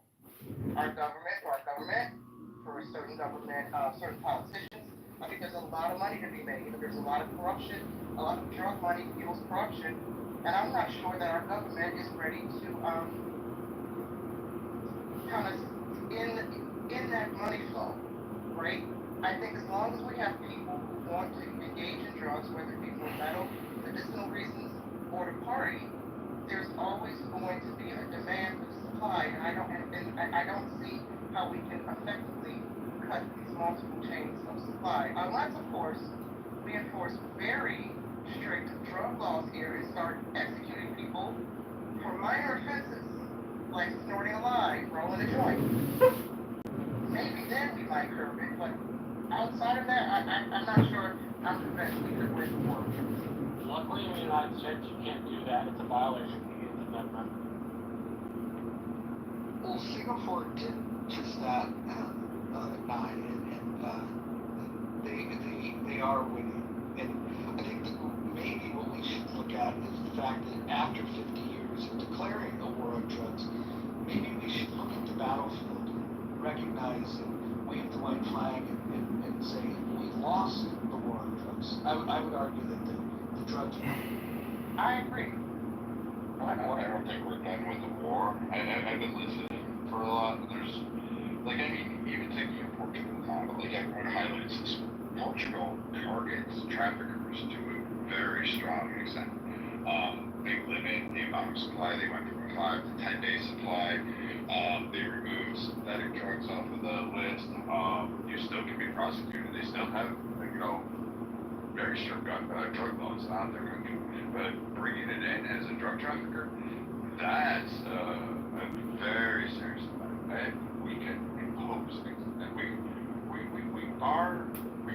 should be wanting to elevate, like, barring human trafficking into the country, and hope everybody is against that. We don't want, illegal substances of any kind. We don't want people smuggling in illegal firearms into our country. That's a huge issue. We don't want that to go on. We don't want, people smuggling in foods that may kill us, may damage us, may give us diseases, may destroy crops. We already have a problem with that in several areas. We have invasive species because of our lax regulations in some of these areas. I like the multi-pronged approach. I don't think we've lost the war on drugs because I don't know how bad it would have gotten. As somebody who grew up around the 80s and 90s, I don't know how bad that would have actually turned out. I don't know if not having some kind of constraint on that, if that would have elevated and spread across the country in more ways than one, or if everybody would have this utopian view of everybody's getting along, it would be fantastic. I really don't know. I don't have the answer for that. But I would say going after a lot of the producers in Colombia. Maybe they could turn it into a legal business. Maybe they could have a joint venture to ensure that their product is safe, and they could build an economy off of that. And if you wanted to make it legal for cocaine, and it's just cocaine, and it's been through the maker, and it's got checks and balances on it, and we can ensure that there's no fentanyl and not killing them, maybe it would help them. Maybe that's a better avenue to go.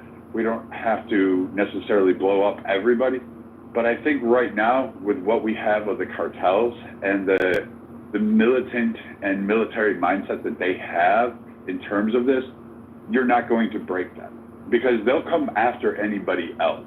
You have to actually break them in order to pursue your domestic policy because they will still try to find a way to work around it. They've been successful. The U.S. used the banks in Florida during the cocaine epidemic to basically boost the U.S. economy.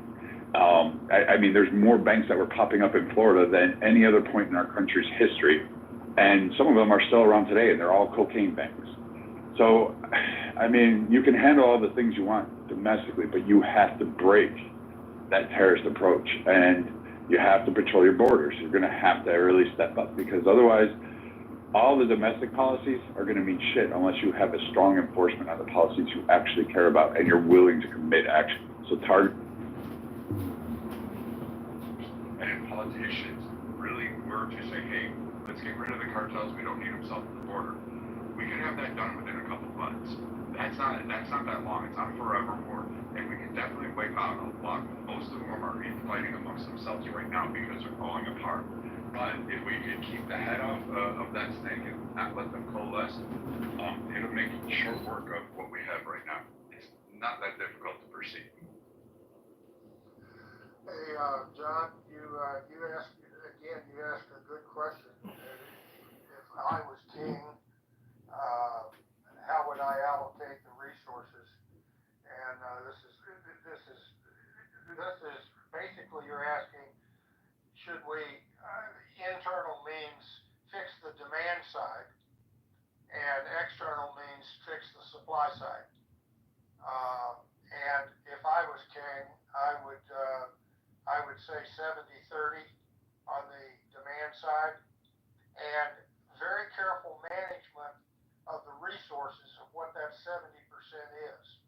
To just say, I'm going to spend a lot of money on mental health is not a specific management of the addiction problem and the drug problem. I would say that a substantial part of that 70%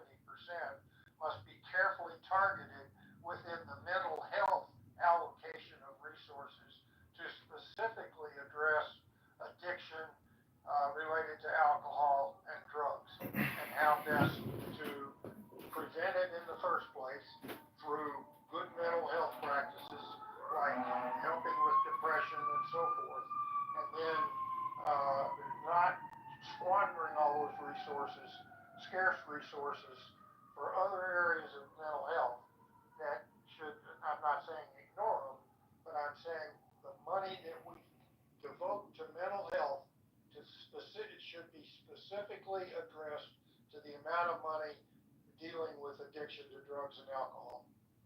But what is mental health but education? If you're so stupid to go to Costco and Walmart and buy giant jugs of vodka and drink them every single night in your 60s, I mean, is that the smartest thing to do for your health? You know, this is not an economic dilemma, in my opinion. You can't look at supply side and demand percentages. To me, I think you have to look at it from the opinion that there's not a speck of dust out of place in the whole universe. You know, it's far few people. Mojo evidently thought his way through his issue. I have been unable. I was unable to do that, and it was more than just thinking on my part, which ultimately became stinking thinking. And I'm a fairly intelligent guy, but my thinking was stinking. Therefore, I needed external help. Fortunately, I've availed myself of that, and it's helped me dramatically. So it's not just thinking your way individually through the solution. It is a mental health effort to teach people how to deal with the subject as the demons swirl around in their head. And just thinking about how to calm those demons down is nigh impossible for many addicts.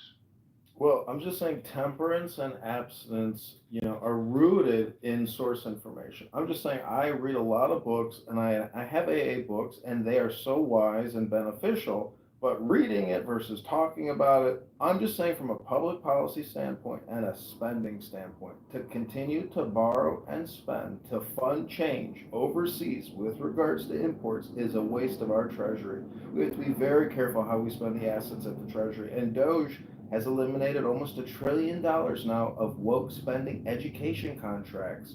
So we waste our money, and now we want to spend more money. I want to try to stay on topic. Thank you. I'm just saying to fight international drug cartels costs money, and the only way to get that money is to borrow it, and then you spend it. So unless you're all prepared to rubber stamp and sign your name on a piece of paper that says, I want to borrow $1.5 trillion to continue to fund the war on international narco-terrorists using our military and CIA with no supervision or transparency, and just write a blank check, there you go, spend it. Thank you, John. We've heard that before. I have a question, and I've never thought of it this way until I'm hearing these different opinions, but and I'm firmly in the camp that we don't use the military. But let's just say, as a thought experiment, we were going to use the military, and let's say we were going to take out the cartels, and let's say we were going to go and like incinerate the opium fields and utilize the military in a way that destroys the ability to create a supply of drugs in the first place. We could do that. We could do that. The problem that would then come from that is we're spending money to do it, right? We're probably not generating a lot of goodwill in doing that. An easier way, and maybe a more cost-effective way than sending troops, what if we just did what we do to farmers when we tell farmers that we don't want them to grow something? We give them a subsidy. And again, I'm not saying that this is an idea, but as a thought experiment, as an alternative to the federal government using troops to go kill these people, what if we just told the cartels, hey, how much money are you making off this stuff? Okay, what if we just paid you to not sell it? And then and then incentivized them, create an incentive structure for them to not sell drugs. So borrow and spend to encourage them to obey our laws? So blackmail them. So, like, we tried this in the early 80s, or late 80s, early 90s. We tried doing some of this stuff. What you're suggesting in Central America. Bribe them. The problem with a lot highlighting one of the significant problems is that the CIA and our United States government decided to become a player in amongst the drug trade. So we were, running guns and drugs and cash all around freaking Central America and flying them back and forth. If the U.S. government was to say, hey, I'm going to take a policy, we do not need these criminal cartels here. The Mexican people don't. I'm going to get with the Mexican government and I'm going to say, hey, we can help you. These are going to be issues. We're going to do it with you or without you. With you, what we can do is, I'm not going to destroy your land. I just want the cartels eliminated. I want the power structures and the power vacuums gone. We're going to seize those funds because primarily they come from the U.S. We'll make sure that we have agreements with you, and then we can open up trade relations. I'll subsidize you as long as you promise to proactively ensure that we don't have the rise of cartels here. Help stabilize that country. Do some investments. You're going to have to go ahead and do it. Instead of those subsidies going to the coca fields, which would be massive anyway, why not just sit there and say, hey, Mexico, let's start investing. Let's open up trades. Let's do this fair trade practice, and let's get this thing going and kicking off down the road. Now, all of a sudden, you have more benefits out of this than you would long term. The problem comes is when you allow the CIA to say, hey, we've got $1 billion in cash here that's literally being eaten by rats and it's floating in a barge. What do we do with this? And you park it offshore in a Cayman Island account. Now you've got major problems there. So if we were just to target that, say, hey, we're going to seize it and we're not going to get that money and we're not going to fund you weapons. I won't conduct revolutions on there. I'm not going to give you other assets.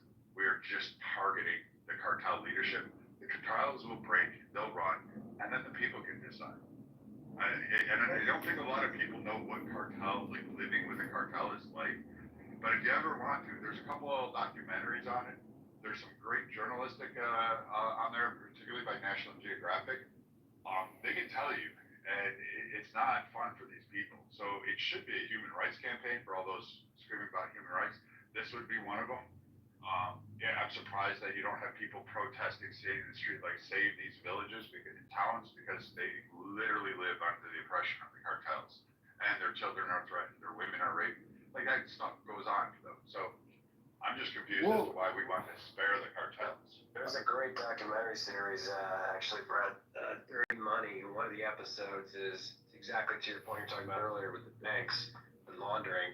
It's actually called Cartel Bank, HSBC, and how they have been laundering money for the Mexican cartel for decades. And essentially, we're never held accountable. We follow the money, just politicians bailed them out. But the amount, there's the infamous scene in Scarface, where they're literally, you see the bank president looking out his window, and Tony Montana and his henchmen are bringing in like duffel bags, like a convoy of duffel bags stuffed with cash to be laundered. You're like, it's just a movie. Nope, it's real. Well, Brad, what are you suggesting? That the U.S. military be the Knights of the Round Table and liberate these people from these oppressive drug lords that control them and manipulate and abuse them? Is that really our responsibility? I'm asking a question. When our own American citizens are recognized here, I am not going to sit back and say, let's just hold the curtains and lock the double lock the front door and just hope it goes away. I'm more of the type of, I see the problem. It's been an ongoing problem. Why don't I just go out and kill the wolf? And then I don't have to run and hide from the wolf. You're saying there's one wolf? There's a lot of wolves in this pack, right? Doesn't matter. All I have to do is just keep hitting the head, and then anybody who wants to sit there and try to be the alpha, I can take them out. Our military, our men and women are really adept. I will give our men and women. If you gave us no holds barred, and you said, hey, I need you to take out like the Sinaloa cartel, I need you to target them. I'm giving it to you. I swear to you, before the end of the week, you will see a massive pile of everybody associated with that cartel stacked high, and that'll break. And we can do that very easily. We could drop 3 Rangers in a country and destabilize an entire nation. And don't think we haven't. You have to actually think about this. We could, without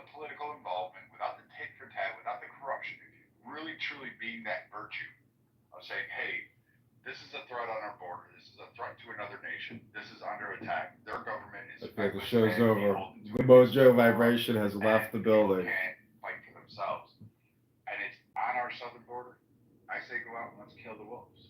Like it's not that hard. Let's sign up. I mean, right. But so let's say you take care of the Mexican problem, Mexican cartel, but I believe behind Mexico is China, it's India are the second and third largest importers of illegal drugs into this country. How do that's a little trickier logistics to handle.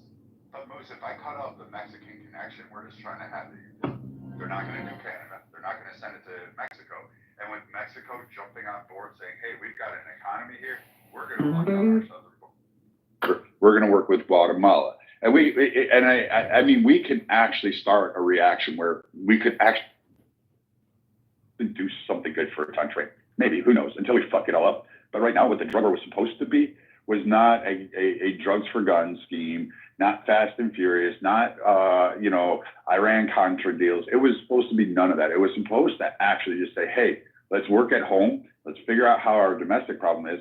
And let's get these cartels to actually stop producing it. This is what a lot of us thought we were fighting. I'm just saying, let's actually do that job.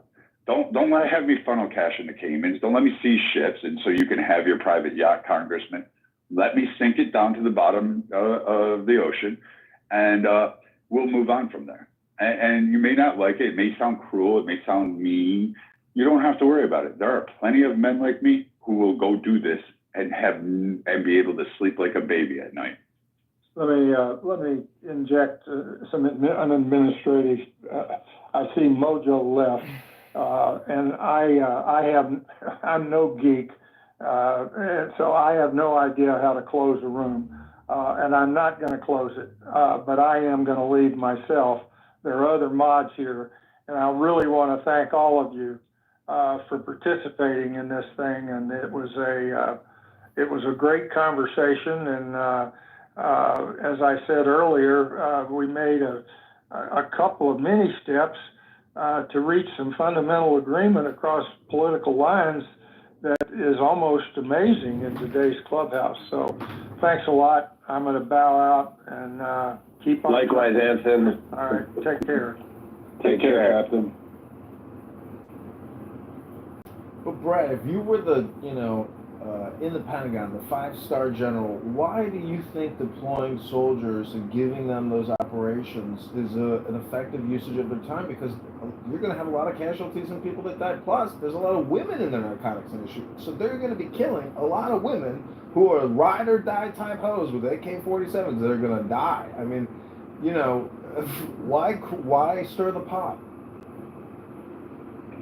So first off, if one of these cartels, either they employ women or have ride or die women that are going to pick up an AK, I'm perfectly okay sending them to go meet whatever sky daddy they go by.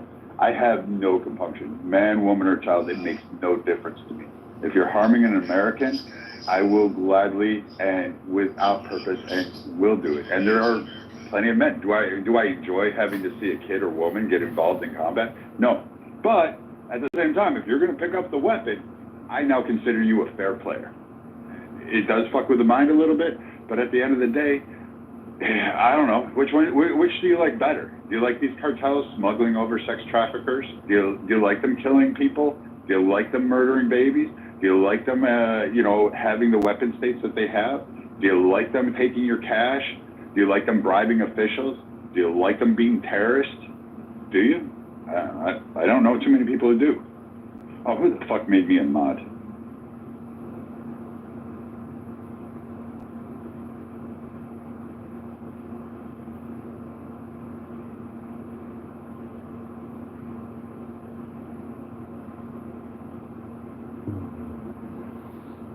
Anybody else can come up and talk on it.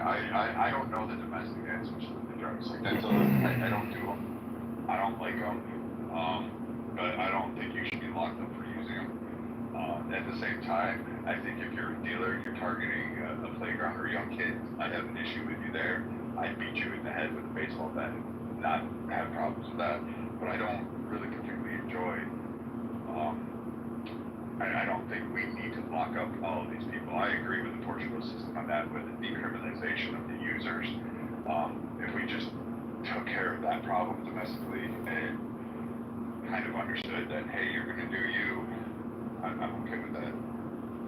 Well, what do you think about, budget allocation and appropriations? I mean, are we even utilizing our national police force in every major city to do what they can really do to cut back on crime and illegal alien invasion and drug distribution? I mean, or are Democrat leaders in major It's just a bunch of people. I'm just asking you a question. Invasive imply they use weapons. Oh, I could show you lots of examples of illegal Venezuelans who have murdered plenty of Americans since being released in this country since Joseph Biden. You aren't saying invasion implies a standing army with weapons invading the country. That's different than what you're talking about. Oh, okay. Thanks for clarifying the word invasion for me. I'm just asking you, Brad. Do you think that the U.S. police force is really doing all they can do? Police forces need to be restructured, so do some of our courts. If you, again, police targeting users, like, I really don't care if somebody's wanting to snort heroin or smoke heroin. I don't know if they smoke heroin, but I know. I don't really care. That just sounds like a whole lot of shit that I never wanted to know about. But if they're smoking more brain blood barrier easier. So if you're smoking heroin, that's not my problem. Like, you have a choice. You're accountable for your own life. I don't need to send police in. I don't need to direct. Now, do I need to direct this fire? John, afternoon, this is Laura with holding the on, I don't know what We're reaching out on regards of a meeting that you booked with us distributing amongst a couple of weeks yeah, ago. I think that needs to get off the street. I think that needs to be targeted, and we can target those. But I think, honestly, screwing up the users, I don't know, like, I think police are because too many politicians. Hey, John, wasn't it wonderful that the 5 officers tackled one of their own shooter on base? People got angry. I said, why does he have a beard? They said it's called shade chick. It's fine. And there's not going to be a hang up. This is the set measure. And I think they can resolve a lot of these things. And I think a lot of these traffickers would run scared. I think the cartels would go back and try to get citizenship in China and being like, please take us in. Because Russia don't fuck around with them. They have drugs. They shoot the traffickers all the time. They don't care. They send them to the gulags. Have fun with that one. That's a whole cold prison.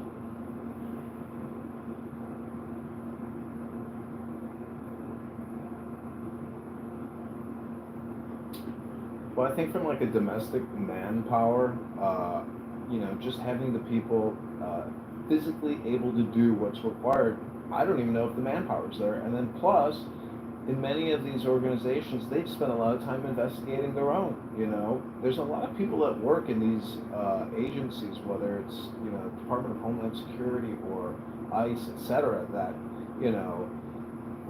maybe some of them are informants, to the dark side or the other side.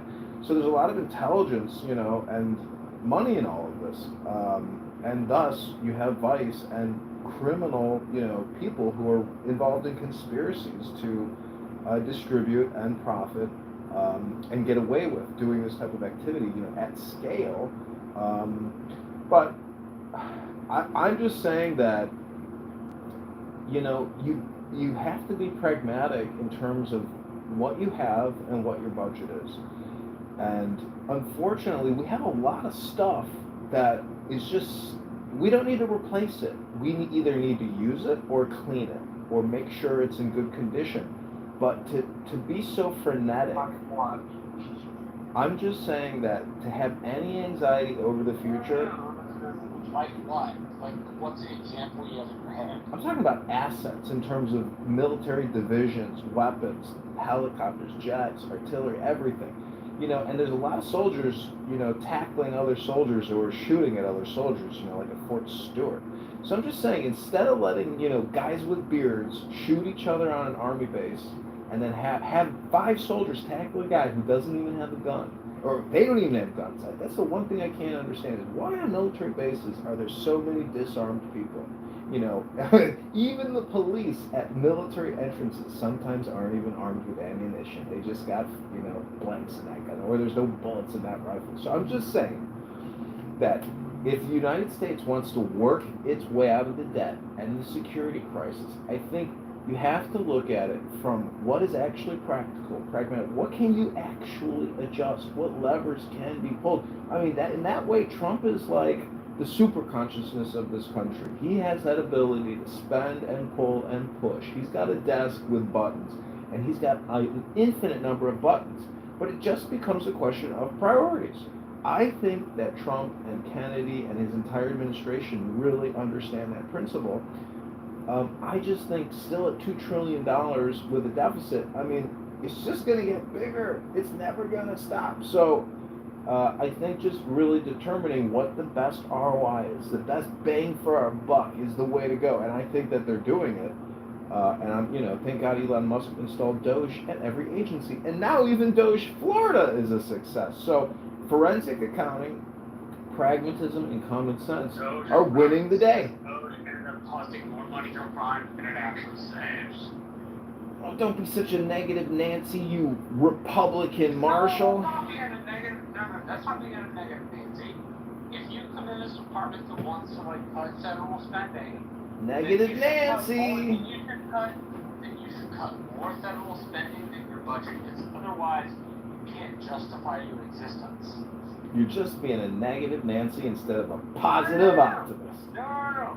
If I'm getting somebody who tells me they're going to save me money, yet they cost me more money than they save me, then they didn't save me any fucking money. They've saved $1 trillion in woke DEI education contracts, Marshall. Which is exactly what Doge did. Doge said No, Doge saved America $1 trillion in woke DEI climate change gender studies. Only saves some money, not enough to justify its existence.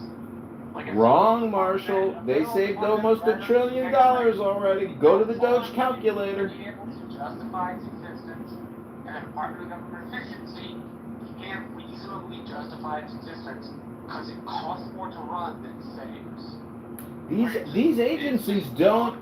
The only agency that raises revenue is called the IRS, Marshall. Every other agency does nothing but spend money on behalf of the American population. I'm not saying the other agencies don't spend.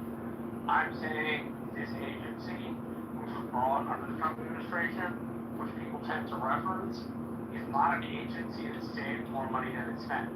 It's an agency that failed in its mission. Don't be wrong. Okay, I'm gonna find out how much money the federal government has spent on Doge administrative expenses and compare that to how much they stripped in fraudulent contracts. Let me do the quick calculation. I need to see some numbers here, Marshall. Trying to save money. What I don't applaud is that it costs more money to run that department of employees than it's saved for the United States government and taxpayers. It did not save. Okay, I'm putting that into Grok. We're gonna see what Grok says. We'll let Grok be impartial, as Grok is very impartial. I'm sure Grok will give us the correct answer. As Elon Musk's AI is impartial, okay. We'll be serious. Elon Musk's AI is not impartial, but if it's an AI that spits out an answer, why not? Let's take it.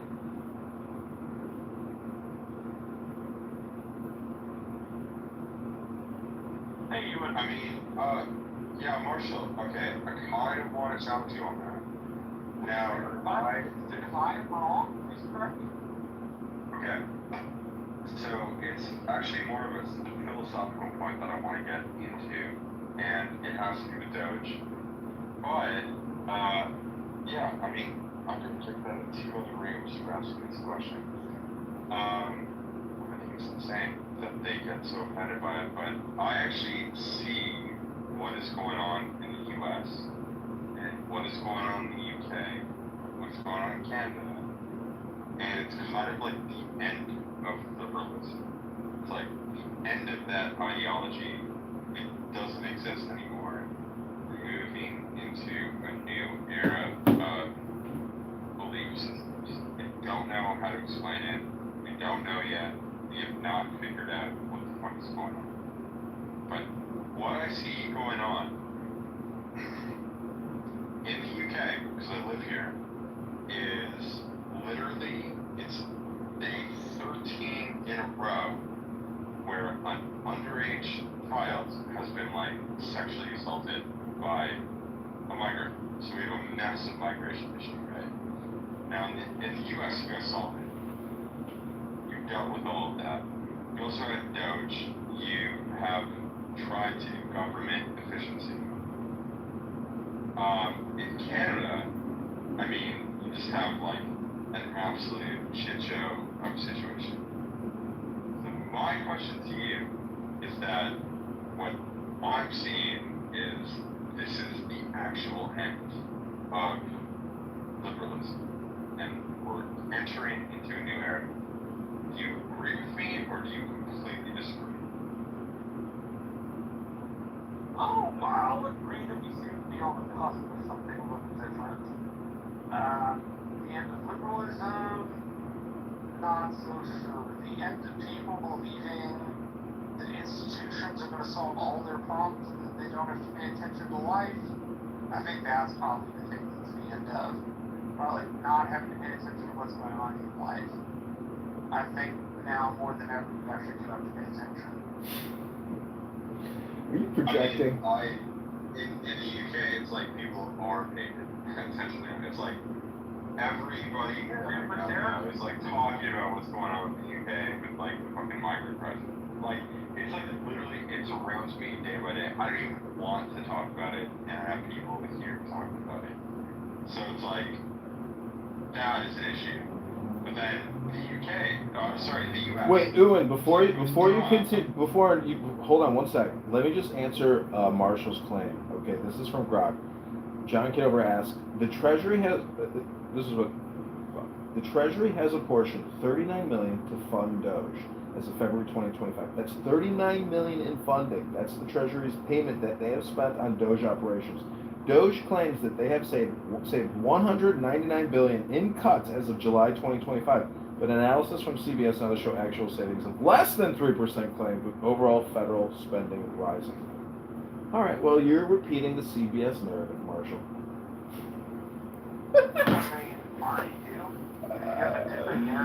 There's a Doge calculator. You can look at the Doge X account and see all the contracts, the screenshots from the acquisition system, SAP, that they use.